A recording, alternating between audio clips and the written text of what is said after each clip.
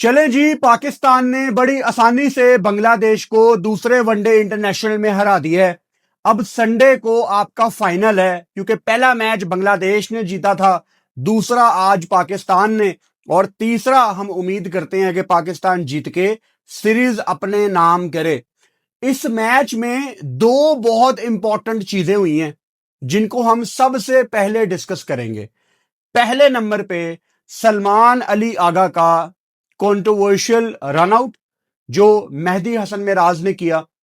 दूसरा सबसे important point इस मैच में डिस्कस करने वाला है मास सदाकत की परफॉर्मेंस। सबसे पहले मैं सलमान अली आगा के रनआउट की बात कर लेता हूं आपसे। काफी लोग कह रहे हैं कि this is with in the rules. ठीक है, अगर बैटर क्रीज से बाहर है और बॉलर बॉल पकड़ के उसको रनआउट कर देता है तो ये रूल्स के अंदर आउट है। लेकिन आईसीसी का रूल यह भी कहता है कि अगर बैटर क्रीज से बाहर है और बॉलर उसके रास्ते में आ गया है और अब बैटर वापस नहीं जाने की पोजीशन में और फिर बॉलर बॉल पकड़ के रन आउट कर दे तो यह आउट नहीं होगा। थर्ड अंपायर थे कुमार धर्मसीना। मतलब आईसीसी के बहुत बड़े अंपायर हैं कुमार धर्मसीना। उन्होंने बहुत जल्दी जल्दी में फैसला दे दिया, टाइम नहीं लिया। एक होती है स्पोर्ट्समैन स्पिरिट, एक होता है रूल्स के अंदर रह के। लोग डिफरेंट स्कूल ऑफ थॉट के हैं। कुछ लोग कहेंगे कि अगर रूल्स के अंदर है तो आउट होना चाहिए, कुछ लोग कहेंगे कि नहीं, स्पोर्ट्समैन स्पिरिट दिखानी चाहिए थी। सलमान अली आगा अगर क्रीज से बाहर है और वो बॉल पकड़ के मेहदी हसन मिराज को पकड़ाना चाह रहा है और मेहदी हसन मिराज ने हीट ऑफ द मोमेंट में अगर आउट कर भी दी है, फिर भी आप थोड़ी सी एक्साइटमेंट के बाद अपनी अपील विड्रॉ कर सकते थे। लेकिन बांग्लादेश ने ऐसा नहीं किया। इन्होंने पहले एंजेलो मैथ्यूज के साथ भी वो टाइम आउट वाला किया। इट डिडंट लुक गुड, मजा नहीं आया। आप अपने स्किल पे आउट करो, वो आपकी मदद कर रहा है, आपको बॉल पकड़ा के दे रहा है। और अगर कोई ये कहना चाहता है कि यार विद इन रूल्स वो आउट था तो ठीक है, फिर आउट है। लेकिन फिर आईसीसी का भाई पूरा आप कानून पढ़ लें जो ये भी कहता है कि अगर बॉलर बैटर के रास्ते में है, जो कि ऑब्वियसली मैं ये नहीं कह रहा कि मेहदी हसन मिराज ने जानबूझ के रोकने की कोशिश की है सलमान अली आगा को, नहीं, वो इतनी जल्दी जल्दी में हुआ कि टाइम नहीं था। आगा वापस कैसे जाता, रास्ते में तो मेहदी हसन मिराज खड़ा हुआ था, तो ये अच्छा नहीं दिखा, ये होना नहीं चाहिए था। बिल्कुल भी ऐसे रनआउट्स को मैं एप्रिशिएट नहीं करता। इस पे अभी वीडियो में दोबारा आएंगे आगे जाके। मास सदाकत, अभी अभी मैच खत्म हुआ है। मुझे नहीं पता कि मैन ऑफ द मैच किसको मिला है, लेकिन अगर कोई डिजर्व करता है तो वो मास सदाकत ही डिजर्व करता है। मेरे ख्याल से भी 5 मिनट में प्रेजेंटेशन शुरू हो जाएगी और हमें पता लग जाएगा कि मैन ऑफ द मैच किसको मिला है। शानदार बैटिंग और शानदार बॉलिंग। मास सदाकत पे बात शुरू करने से पहले मैं आपसे रिक्वेस्ट करना चाहता हूं कि प्लीज साइम अयूब को नहीं भूलना। देखो, आज मास सदाकत का दिन था। मास सदाकत ने विद द बॉल परफॉर्म किया। मास सदाकत ने जिस तरह बैटिंग की, मतलब 9 बॉलों पे, पहली 9 बॉलों पे उसका 23 स्कोर था, जब पाकिस्तान का स्कोर था 30। यानी वो फरहान के ऊपर डोमिनेट कर रहा था। फिर उसके बाद उसने 164 के स्ट्राइक रेट से अपना 50 भी पूरा किया। इंटरेस्टिंगली, अपना 50 पूरा करने के बाद जिस तरह आज मास सदाकत ने नहीद राना को टैकल किया ना, अब नहीद राना एक ऑरा के साथ आ जा रहा था, क्योंकि पिछले मैच में उसने आपको हिलने भी नहीं दिया था। आज डिफरेंट पिच था और बहुत ग्रीन पिच था। लेकिन ये जो सब कॉन्टिनेंट की ग्रीन पिचेस होती है ना, इनको देख के कभी भी आपने नहीं डरना। ये वो न्यूजीलैंड इंग्लैंड वाली ग्रीन पिचेस नहीं होती जहां वेदर की वजह से आपको नमी भी नजर आती है, विकेट थोड़ी गीली होती है, फास्ट बॉलर्स एंजॉय करते हैं। यहां की सब कॉन्टिनेंट की पिचेस के ऊपर जब ग्रास छोड़ी जाती है उसका मतलब और मकसद सिर्फ विकेट को हार्ड बनाना होता है, और जितनी ज्यादा ग्रास होती है वो क्रैक्स को जोड़े रखती है, तो विकेट टूटती नहीं है। हां, एक चीज आज भी मौजूद थी, अच्छा बाउंस। तो नहीद राणा आ रहा था 5 आउट करके एक अपीरेंटली ग्रीन टॉप विकेट के ऊपर, और जिस तरह उसको आते साथ ही मास सदाकत ने छिक्के लगाए हैं, 146 किलोमीटर पर आवर की बॉल, उसको लॉन्ग ऑफ के ऊपर से वो शॉट लगाना यार, 146। मुझे नहीं याद आ रहा लास्ट टाइम किसी पाकिस्तानी बैटर ने एक एक्सप्रेस फास्ट बॉलर को खड़े खड़े, कदमों का इस्तेमाल करके थोड़ा सा आसान हो जाता है, लेकिन खड़े खड़े अपनी कोर को बैक करके, अब उसकी कोर बड़ी मजबूत होगी मास सदाकत की, ये क्लियरली पता लग रहा है, क्योंकि बॉडी का बैलेंस, इट वाज फिनोमिनल। कमाल की शॉटें लगाई हैं।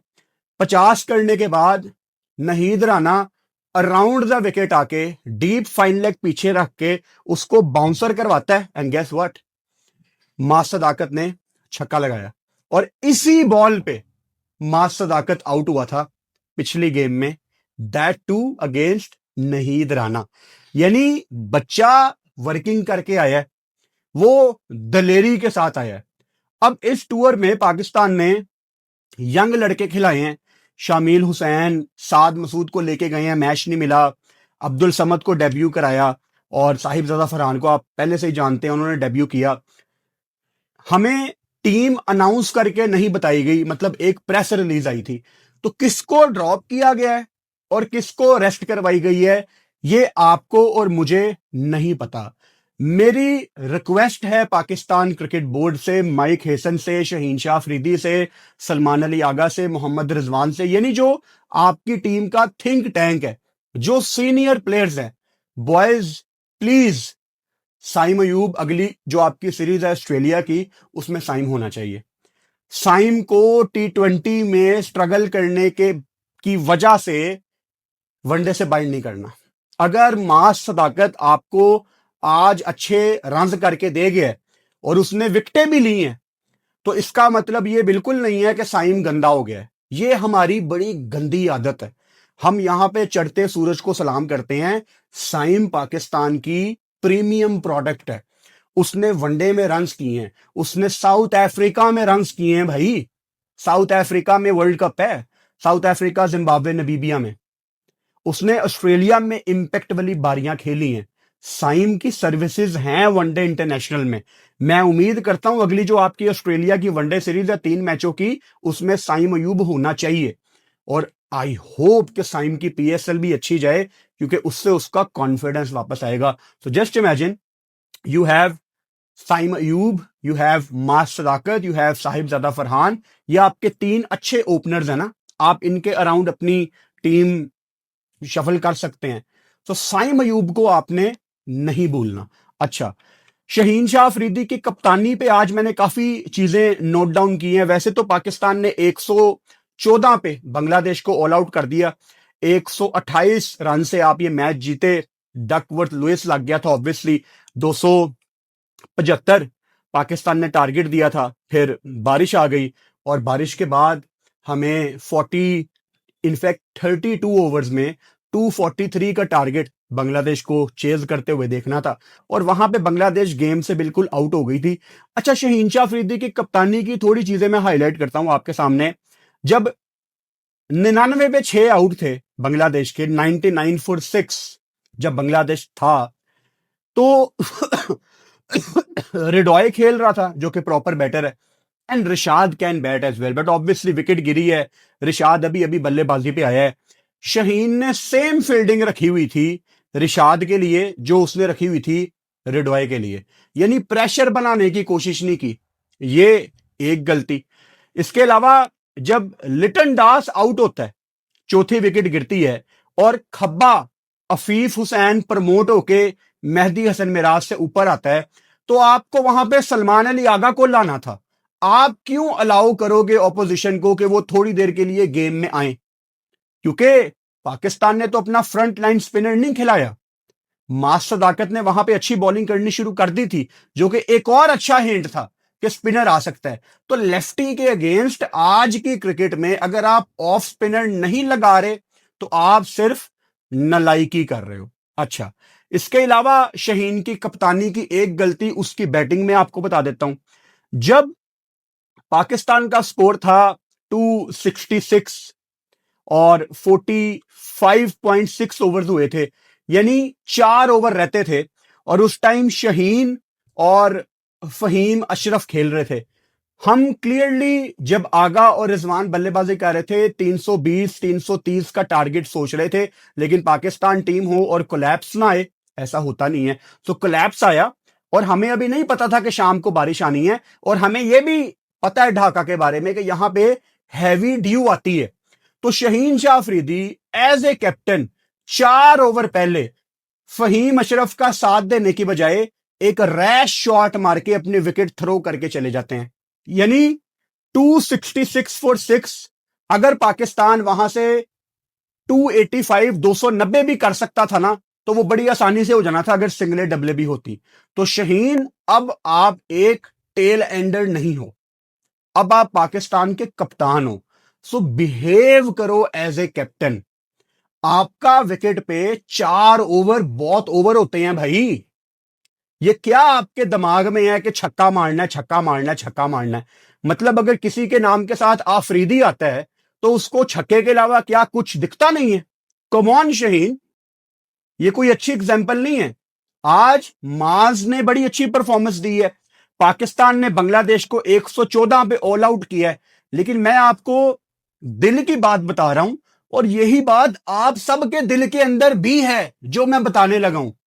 हमारे अंदर ना ये डर बैठा हुआ है कि क्या पाकिस्तान टीम किसी बड़ी ऑपोजिशन के अगेंस्ट ऐसे ही क्रिकेट खेल सकती है? और इसका जवाब है नहीं। ये जो गलतियां मैंने आपको 3-4 शहीन की गिनवाई हैं एज ए कैप्टन, ये गलती जब वो Australia, India, England, New Zealand, Sri Lanka के खिलाफ करेगा तो आपके ख्याल से क्या वो बड़ी टीमें हमें बख्शेंगी? वो हमें नहीं बख्शेंगी। इन्हीं छोटी छोटी बातों की वजह से ना हम मार खाते हैं बड़े टूर्नामेंट्स में। और पाकिस्तान ने जो जिम्बाब्वे के खिलाफ 3 मैचों की सीरीज खेलनी थी ऑस्ट्रेलिया से पहले, वो भाई ऑफ है, वो नहीं हो रही। वो यहां तो होगी अगले साल कहीं पे, या वो साल के एंड में शायद एडजस्ट कर लें, लेकिन वो फिलहाल सीरीज नहीं हो रही। अब आप देखो, आपका आखिरी मैच संडे को है पाकिस्तान बांग्लादेश का, उसके बाद आपकी पाकिस्तान सुपर लीग है। मैं वनडे की बात कर रहा हूं, जून में आपके ऑस्ट्रेलिया के खिलाफ सिर्फ 3 वनडे इंटरनेशनल है। मैं डायरेक्ट यहां मुखातिब हो रहा हूं पाकिस्तान क्रिकेट बोर्ड से, आप कैसे वर्ल्ड कप के लिए टीम बनाएंगे? एक तरफ आपके पास सेटल प्लेयर हैं, बाबर आजम, साइम अयूब, इनको होना चाहिए वनडे की टीम में क्योंकि अगले साल आपका वर्ल्ड कप है। फिर आपके कोच कहते हैं कि हम इस सीरीज में लड़के ट्राई कर रहे हैं। यार हमारे पास तो लड़के ट्राई करने का टाइम ही नहीं है। 3 मैच है आपके पास जो कंफर्म है, उसके अलावा बातें चल रही हैं कि शायद इंग्लैंड और श्रीलंका को बुला के एक ट्राइनेशन सीरीज हो जाए। चलो मैं वो भी इमेजिन कर लेता हूं, मिसाल के तौर पे वो सीरीज लॉक हो गई, उसके बाद क्या? उसमें आपको कितने मैच मिल जाएंगे? 4 मैच मिल जाएंगे, 5 मैच मिल जाएंगे, मैच है ही नहीं है। तो क्या वर्किंग की है पाकिस्तान क्रिकेट बोर्ड ने 2027 के वर्ल्ड कप के लिए? क्या आप साउथ अफ्रीका का टूर कर रहे हैं 2027 से पहले? इसका जवाब है नहीं, फिलहाल तो नहीं कर रहे आप। अब बाद में अगर आप कर लें तो मुझे नहीं पता। मैं तो कहता हूं जब ऐसे T20 उनकी चलती है, उसके आसपास साउथ अफ्रीका कुछ नहीं खेलती, तो साउथ अफ्रीका से बात करो यार, चाहे आप अपनी हल्की टीम से खिला दो, लेकिन हमें साउथ अफ्रीका खेलना बहुत लाजमी है।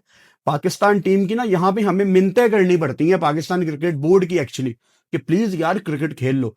T20 वर्ल्ड कप आता है, 2-2 महीने का गैप आता है। वो जब हमने लाहौर में सीरीज खेली है बांग्लादेश के खिलाफ, 2 महीने का गैप था।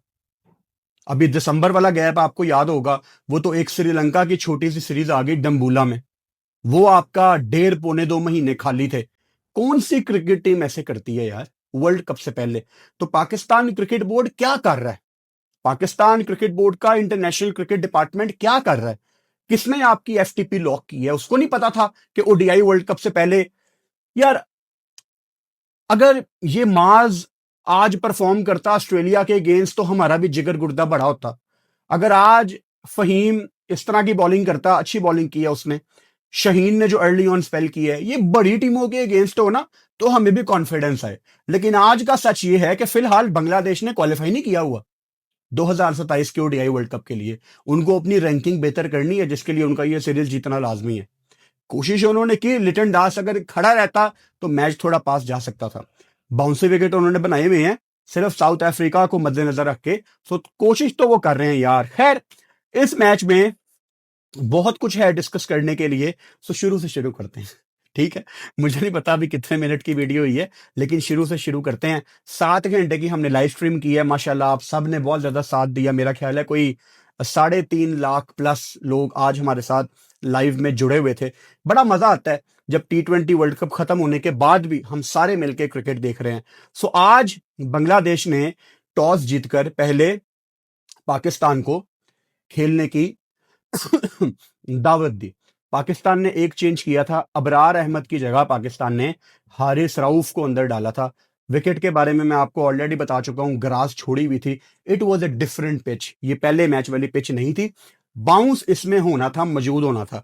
शहीन से आज किसी किस्म का कोई सवाल नहीं पूछा गया, ऐसा सवाल कि वो ड्यू के लिए आपने क्या सोचा हुआ है। डायरेक्ट सिर्फ बैटर्स किस तरह कम बैक करेंगे, क्या बेहतर हो सकता है, सिर्फ यही टिपिकल बातें हुई हैं। अच्छा, ओपनिंग पार्टनरशिप आपकी पिछले मैच में भी लगी थी, if I am not wrong 45, और आज 103 रन की आपकी ओपनिंग पार्टनरशिप लगी। और opening partnership was all about Maaz Sadaqat, क्योंकि मास सदाकत ने जिस तरह आज टैकल किया बांग्लादेश के फास्ट बॉलर्स को, मतलब क्या ही तस्किन अहमद, कौन ही मुस्तफीज, और नहीद राना को तो वो पूछ भी नहीं रहा था। पहले ओवर से ही नहीद राना को बैकफुट पे लाया गया। और जिस तरह पाकिस्तान ने शुरुआत की, आज जल्दी आ गया था नहीद राना। अच्छा, मैंने यहां पे पॉइंट लिख के भी रखा हुआ है, क्योंकि ये बहुत इंपॉर्टेंट है मेरे लिए ये पॉइंट मेंशन करना। नहीद राना जब आए हैं, 4 ओवर में पाकिस्तान का स्कोर था 35, और जैसे ही नहीद राना आए हैं, मीरपुर ढाका के ग्राउंड में, शेरे बंगला स्टेडियम में, जितने भी हमारे बांग्लादेशी भाई बैठे हुए थे, दे वेंट मैड। और मुझे बहुत खुशी हुई है देख के कि बांग्लादेश को उनका पहला एक्सप्रेस फास्ट बॉलर मिला। अब हम किसी नॉर्मल फास्ट बॉलर की बात नहीं कर रहे, मशरफी मुर्तजा वगैरह के लिए बहुत ज्यादा रिस्पेक्ट, लेकिन एक्सप्रेस फास्ट बॉलर ये बांग्लादेश की सरजमीन का पहला है। सो ये है इंस्पिरेशन। इसको देख के बांग्लादेश में बच्चे तेज बॉल करना चाहेंगे। सो उस पॉइंट ऑफ व्यू से मुझे बड़ा अच्छा लगा कि बांग्लादेश एक अपने फास्ट बॉलर के लिए एनर्जेटिक है, क्योंकि हमने ये दिन देखे हुए हैं जब शुएब अख्तर अपने रनअप में आते थे तो क्राउड में एक अजीब जोश, जज्बा, पैशन, चीखो पुकार, मजा आता था। शुएब अख्तर जब रनअप में आते थे तो उसी तरह की आवाजें हमें ढाका से भी आ जा रही थी। So it was important to mention, I am happy for my Bangladesh fans. अच्छा, उसके बाद ओपनिंग पार्टनरशिप, जैसा कि मैंने बताया, it was all about Farhan and it was all about Maaz Sadaqat actually. और फरहान की जो 46 बॉलों पे 31 रन की बारी थी, वो सिर्फ एक स्ट्रगलिंग बारी थी।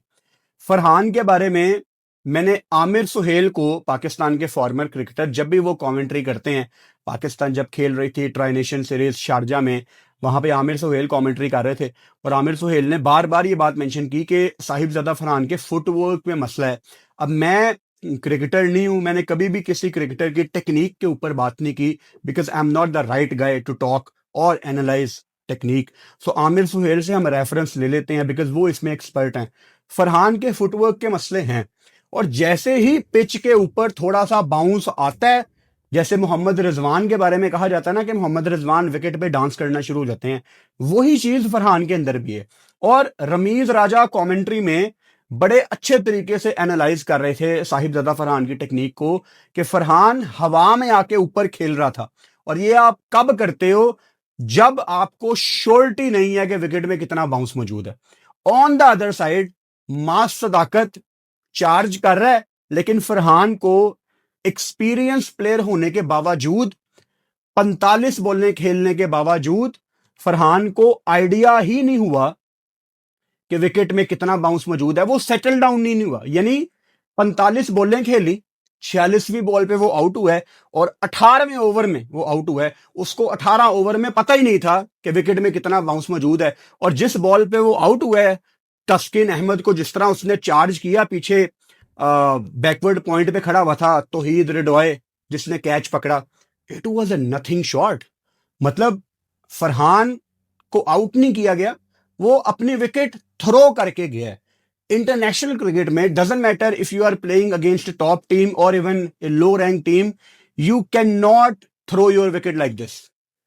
आप 18-18 ओवर क्रीज पे गुजार रहे हो, आपने 45 बॉलें खेल ली हैं और आप जिस तरह टेप बॉल में आउट होता है ना बंदा, खड़े खड़े बॉडी इतनी दूर है, बल्ला इतनी दूर है, you literally played a nothing shot Farhan. और मुझे अभी भी लगता है कि फरहान वनडे में ज्यादा अच्छे तरीके से सेटल डाउन हो सकता है, लेकिन हमने साउथ अफ्रीका में वर्ल्ड कप खेलना है। अगर ढाका के बाउंसी ट्रैक पे फरहान को थोड़ी मुश्किल आ रही है, तो आगे तो बड़ी मुश्किल है। तो जिस तरह आपने विकेट दी है, it was very painful to watch. Maaz Sadaqat, Mehdi Hasan Miraz ने आज बहुत ही शानदार 10 ओवर का स्पेल किया। स्कूप शॉट मारना चाहते थे मास सदाकत, और I don't want to criticise Maaz Sadaqat at all. ऐसी शॉट्स मारना, अगर हमारे बच्चे कोशिश करेंगे तो कल को मारेंगे ना। सो मैं टोटल बैक करता हूं, 75 किया है, 100 बिस्मिल्लाह। मजा आएगा मास सदाकत को अगले मैच में देखने का, क्योंकि अब मजीद कॉन्फिडेंस के साथ आएगा। और पिछले मैच की वीडियो निकाल के देख लो, जो ऊपर से माज ने रन किए थे, मैंने तब भी कहा था कि छोटी बारी थी लेकिन अच्छी बारी थी। पिछले मैच में मास सदाकत आउट नहीं हुआ था, उसको आउट किया गया था। शॉर्ट बॉल करके डीप फाइन लेग पीछे रख के उसको प्रॉपर फंसाया, और आज उसी बॉल पे उसने छक्का लगाया।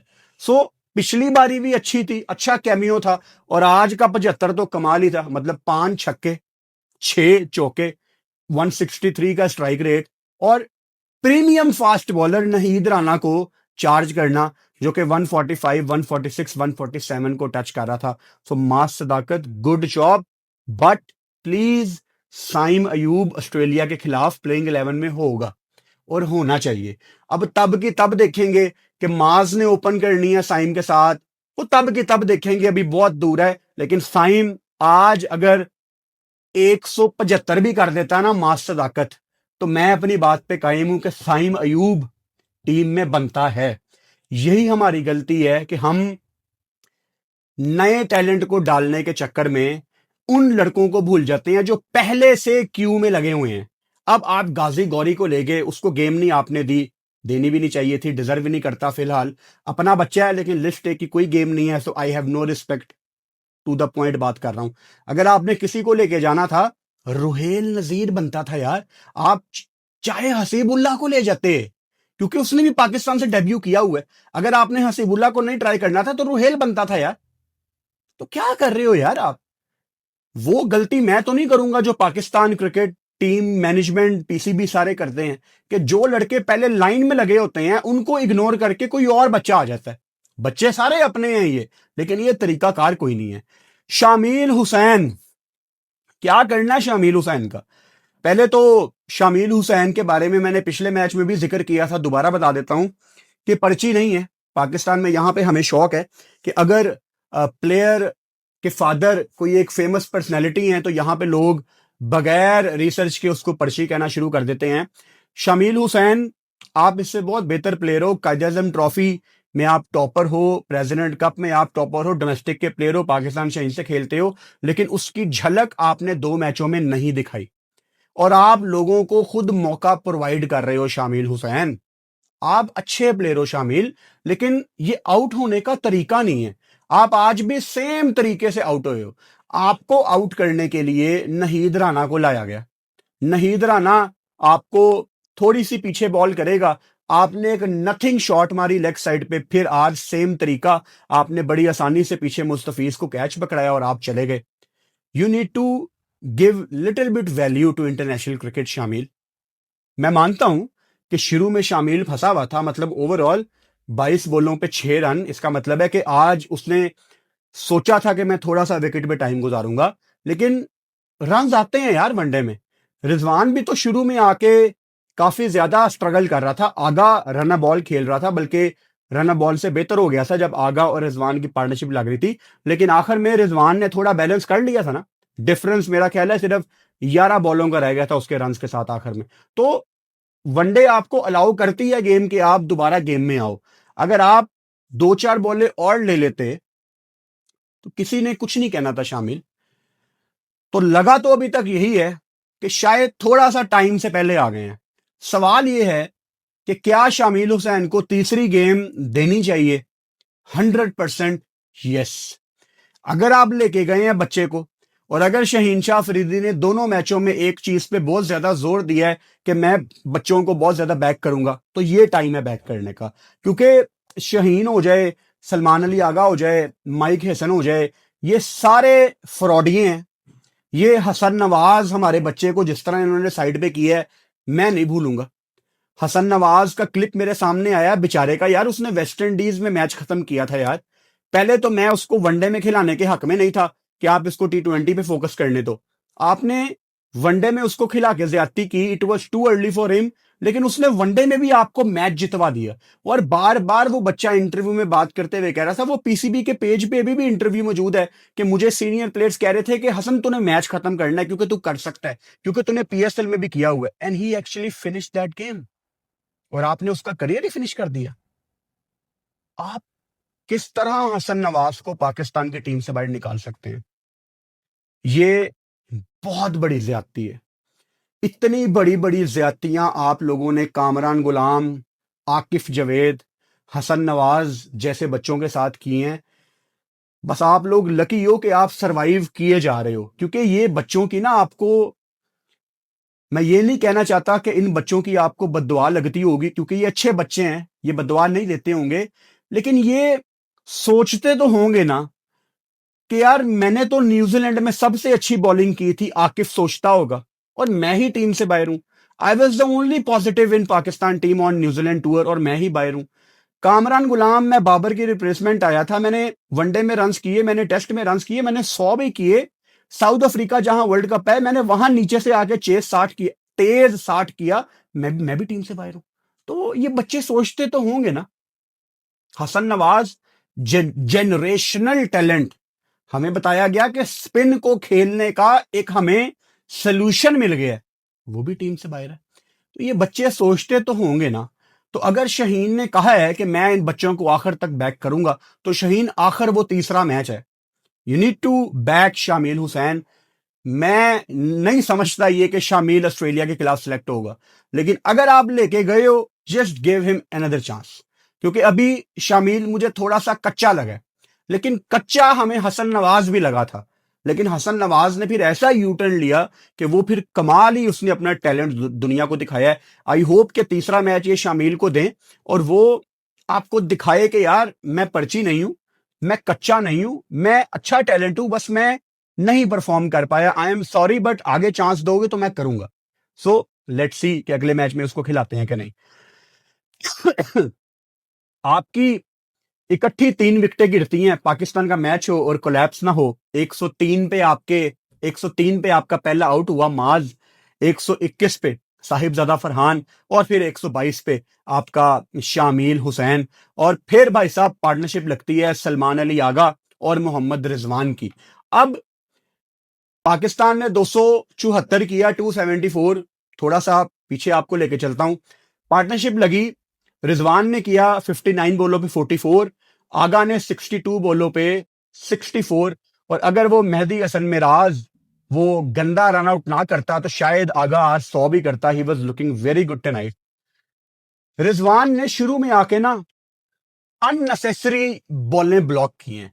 रिजवान, आपके करियर का आखिरी आईसीसी टूर्नामेंट है अगले साल, और मैं आपको हर सूरत बैक करूंगा। अगर मोहम्मद रिजवान इन तीनों मैचों में गोल्डन डक पे भी आउट हो जाता ना, 0-0-0, मैं फिर भी मोहम्मद रिजवान को बैक करता। क्यों बैक करता? क्योंकि हमने मोहम्मद रिजवान के ऊपर बहुत इन्वेस्ट किया है, और इस कैटेगरी में बाबर आजम भी आते हैं, इस कैटेगरी में फखर जमान भी आते हैं। हमने इन लोगों के ऊपर बहुत इन्वेस्ट किया है, और इनका जो बेस्ट फॉर्मेट है वो वनडे इंटरनेशनल है। और वनडे इंटरनेशनल इनके करियर का आखिरी वर्ल्ड कप अब आ रहा है, तो अब इनको बाहर निकाल देना, ऊपर से मैच भी फिलहाल आपके पास 4-5 ही हैं, तो पता नहीं उसके बाद हमें कितने नए मैच मिलेंगे। फिलहाल 3 है, और शायद 2-3 साल के आखिर में और आ जाएं, तो अभी टाइम नहीं है आपके पास एक नया विकेट कीपर लाने का। तो रिजवान अगर जीरो भी करता ना तीनों मैचों में, तो मैं कहता अब रिजवान को ही बैक करो। और रिजवान ने पिछले मैच में भी 2 बॉलें छोड़ी हैं, इस मैच में भी उसने 2 बॉलें छोड़ी हैं। पता नहीं रिफ्लेक्सेस का मसला है, आई डोंट नो, बट मजीद मैं देखूंगा, रिजवान को जज करूंगा पीएसएल में विकेट कीपिंग के स्किल इसके। ओवरऑल पाकिस्तान का नंबर 1 विकेट कीपर है रिजवान, विकेट कीपिंग के स्किल के हिसाब से बात कर रहा हूं, बैटिंग के पॉइंट ऑफ व्यू से बात नहीं कर रहा। आप एक टाइम पे खुद को इवॉल्व करते हो। मोहम्मद रिजवान की आज भी वही गेम है जो उनकी 5 साल पहले थी। फजूल में ब्लॉक करता है मोहम्मद रिजवान। मतलब एक टाइम पे शायद मैंने लिख के रखा हो, लिखना चाहिए था मुझे, लिखना चाहिए था मुझे, नहीं लिखा मैंने, हाय हाय बटे साहब की कर दे हो, नहीं लिखा मैंने। एक टाइम पे, चलो अपनी मेमोरी थोड़ी तेज कर लेता हूं, एक टाइम पे आगा था 23 बॉलों पे 24, और मोहम्मद रिजवान का कोई 12 का डिफरेंस था। मतलब आगा रन बॉल खेल रहा था, स्ट्राइक रोटेट कर रहा था, पाकिस्तान टीम बिल्डअप कर रही थी 3 विकेटें गिरने के बाद, लेकिन रिजवान फजूल में ब्लॉक कर रहा था, और लॉन्ग ऑफ खुला हुआ था, पीछे शॉर्ट कवर दी हुई है, पीछे डीप कवर खाली है, डीप एक्स्ट्रा कवर खाली है, पीछे डीप स्क्वेयर लेग लगा हुआ है, उधर डीप पॉइंट है, एक मौके पे तो बैकवर्ड पॉइंट अंदर लिया हुआ था, पूरा पीछे डीप बैकवर्ड पॉइंट खाली था। इतनी अपॉर्चुनिटीज मिली है रिजवान को, लेकिन वो शुरू में ब्लॉक लगा हुआ था। मेरी समझ में आज की क्रिकेट में ब्लॉकिंग नहीं आती। सलमान अली आगा ने मेहदी हसन मिराज का, ये मैंने लिखा हुआ है, मैच का 29वां ओवर, जब सलमान अली आगा बिल्कुल वेल सेटल था, 26 बॉलों पे 26, आगा ने भी 29वां ओवर मेड इन खेल दिया। मैं आज की क्रिकेट में मेड इन ओवर को नहीं मानता, और अब तो दुनिया ऑफ स्पिनर को सज्जे के आगे, राइट हैंडर के आगे लाती नहीं है कि यार इसको मार पड़ जाएगी। तो आगा नहीं खेल सकते आप मेड इन ओवर, ये ऑस्ट्रेलिया नहीं है भाई।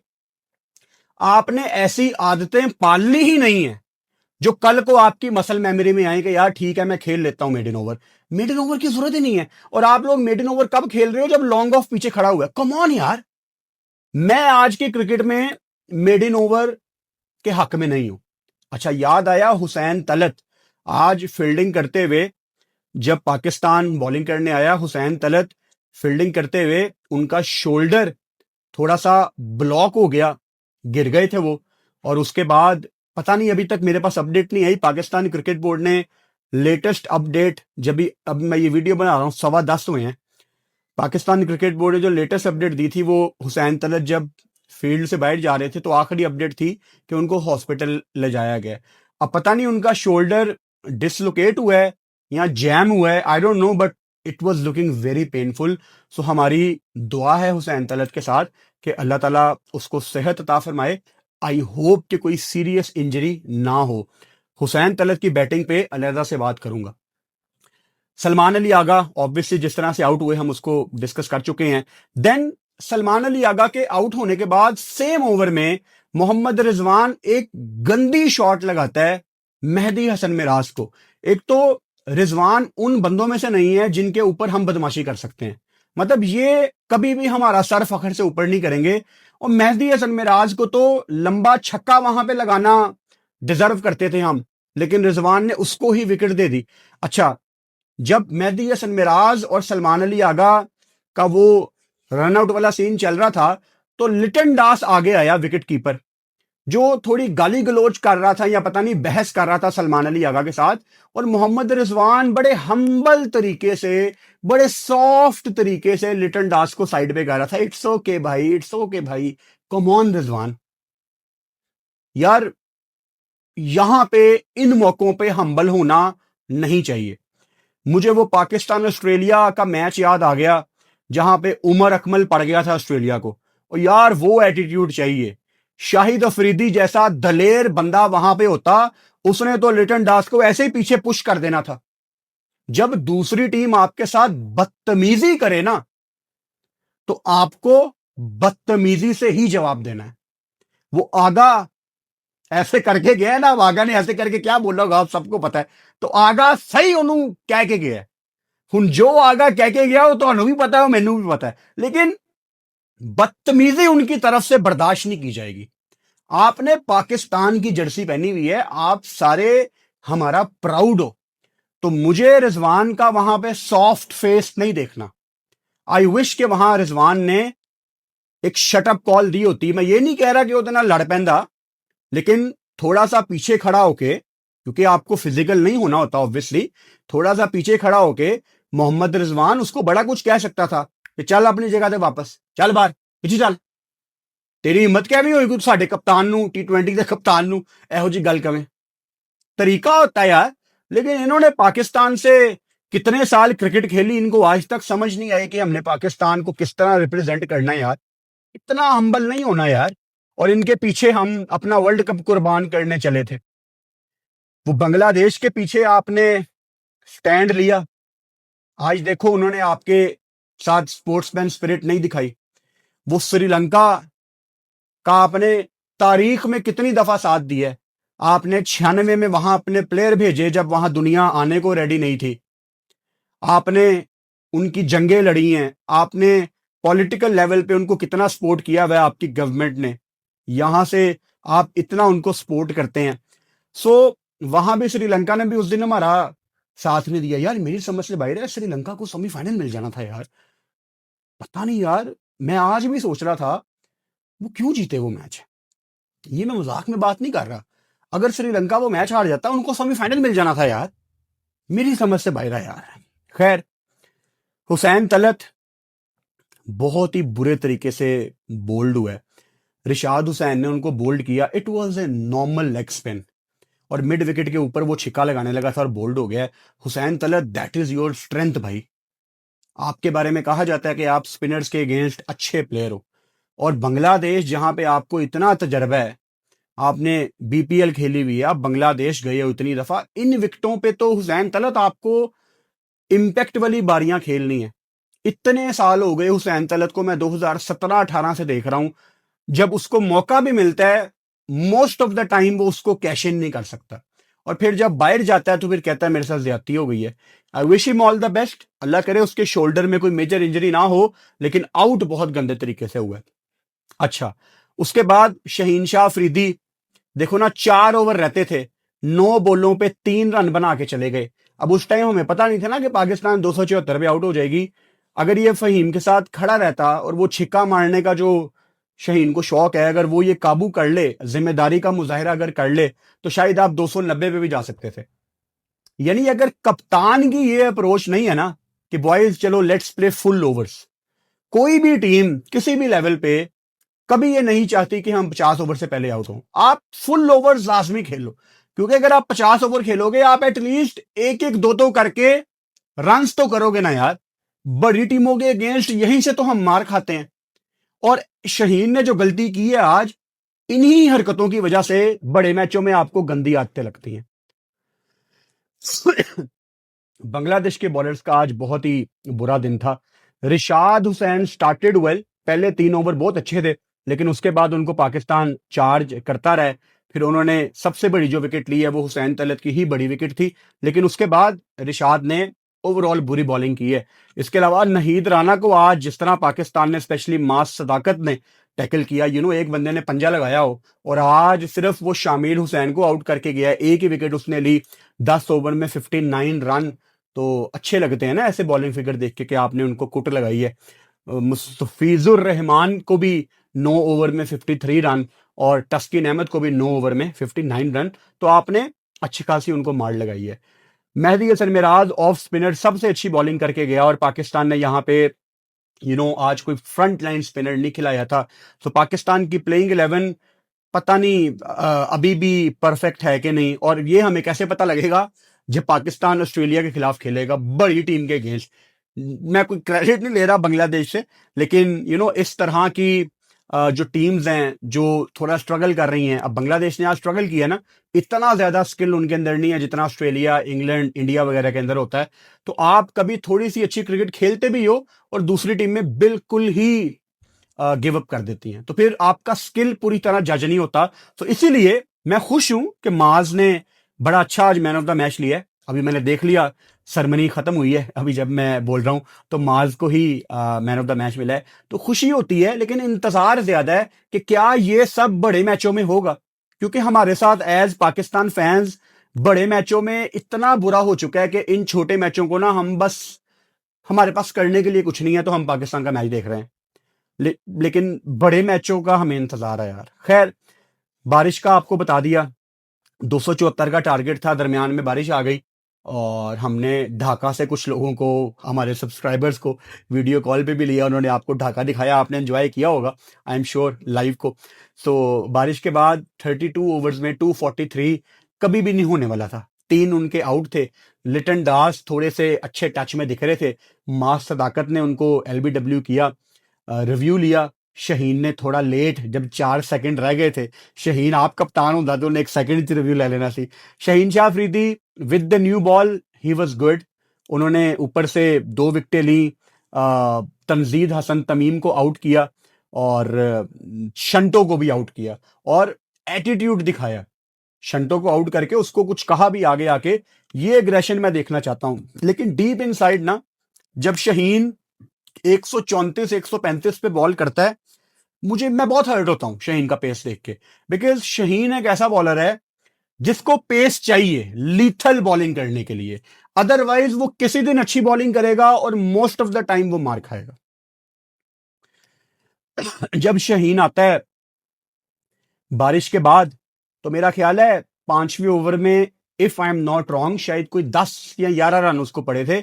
और वही ना, शहीन को जब एक बाउंड्री पड़ती है तो फिर दूसरी आनी होती है कॉम्प्लीमेंट्री। लेकिन मैच बिल्कुल ही साइड पे हो गया था, it was just matter of time.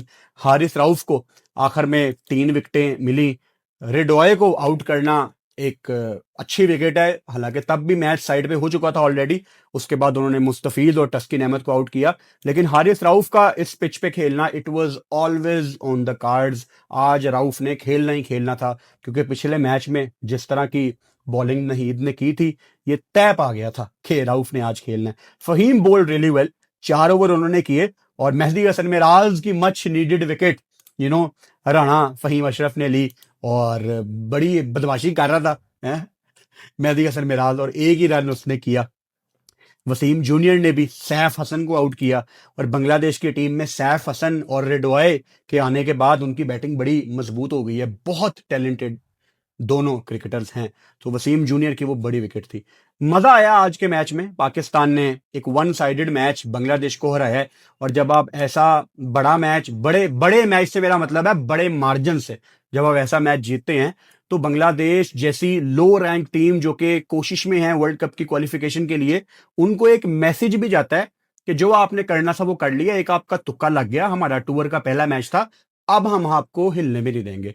तीसरा फाइनल मैच संडे को है, दोपहर को 1:15 बजे, और इंशाल्लाह मैं पूरे 1:15 बजे ही लाइव आऊंगा और वो मैच भी बैठ के हम साथ देखेंगे। आप में से काफी लोगों ने लाइव एंजॉय किया, उसके बाद आपने वीडियो भी देखी। मैं जितना आपका शुक्रिया अदा करूं वो कम है। Thank you so much for your support. Good night.